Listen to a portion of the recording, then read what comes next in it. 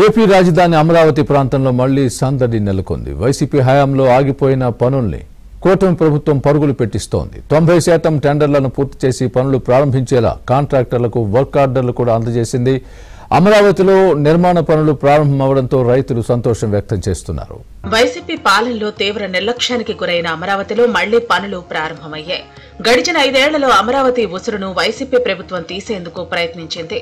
అమరావతి రాజధాని శ్మశానం ఎడారి అంటూ ప్రచారం చేసింది. 3 రాజధానుల పేరుతో అమరావతి అవకాశాలకు అడ్డుకట్ట వేసింది.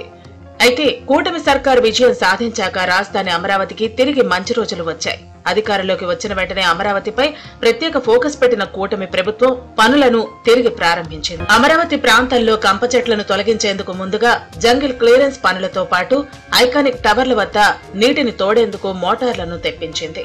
హైదరాబాద్, చెన్నై ఐఐటి నిపుణులు పరీక్షించి నిర్మాణాలను కొనసాగించేందుకు గ్రీన్ సిగ్నల్ ఇవ్వడంతో జీఏడీ, హెచ్ఓడీ భవనాలు, హైకోర్టు, అసెంబ్లీలను తిరిగి పునః ప్రారంభించేందుకు రంగం సిద్ధం చేసింది. ఓవైపు పనులు నిర్వహిస్తూనే ప్రధాని మోదీని అమరావతికి రప్పించి గతంలో ఆగిపోయిన పనులను పునః ప్రారంభింపజేయాలని నిర్ణయించింది. దీనిలో భాగంగా సచివాలయం వెనక భారీ మీటింగ్ కు సన్నాహాలు చేస్తోంది.